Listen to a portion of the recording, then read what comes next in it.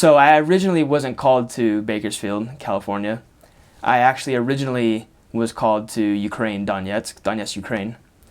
And I was there actually for the first 14 months of my mission. But when all of the political turmoil went on with Russia and everything, it got too violent to stay there. So then I got moved to Bakersfield. So for the last 7 months of my mission, I was in Bakersfield, California.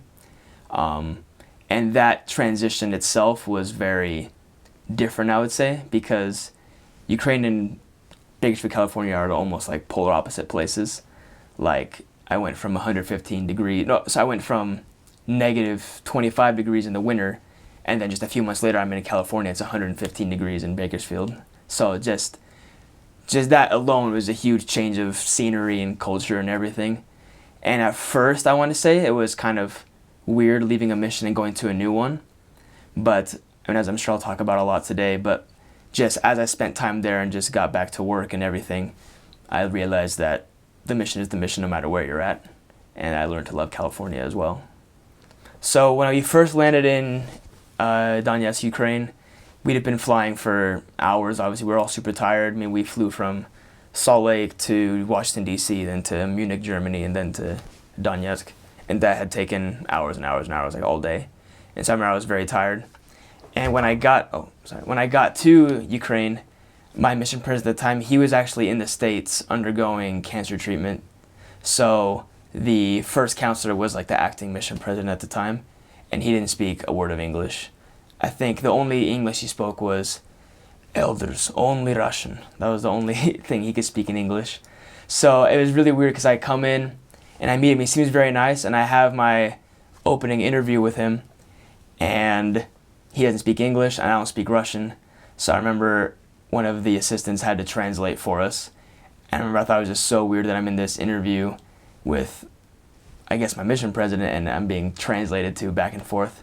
So I thought that was kind of a weird introduction, because it was like, I'm blasted into this new culture, and I can't even talk to the mission president.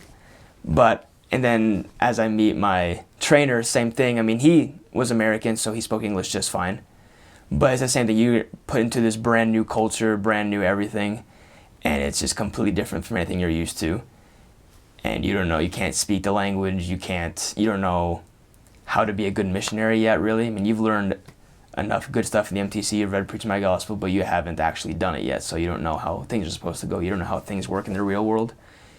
But I don't know, I felt calm throughout it, knowing that if I work hard, if I try my best and have a good attitude, things will be all right. I'm not going to die out here. That's at least what I figured. So with that attitude in mind, you just have to go to work, and with time I got more comfortable with things, just like any situation. When you come to a brand new school or you join a new sports team, it's always weird at first because you don't know the people you're around, you don't know the culture of what you're getting into, and it takes a bit while to adjust. And the mission's a whole different level, because not only are you adjusting to a new culture, you're adjusting to a new lifestyle. You're waking up early, studying every day, following a strict set of rules, and doing something you hadn't really done before at all. You're going out talking to strangers on the street, and in English that's hard, and in a foreign language it's even harder. So I remember at first I was a bit overwhelmed, but not too overwhelmed, in the sense that in the back of my mind I knew that things would be all right if I had a good attitude and worked at it.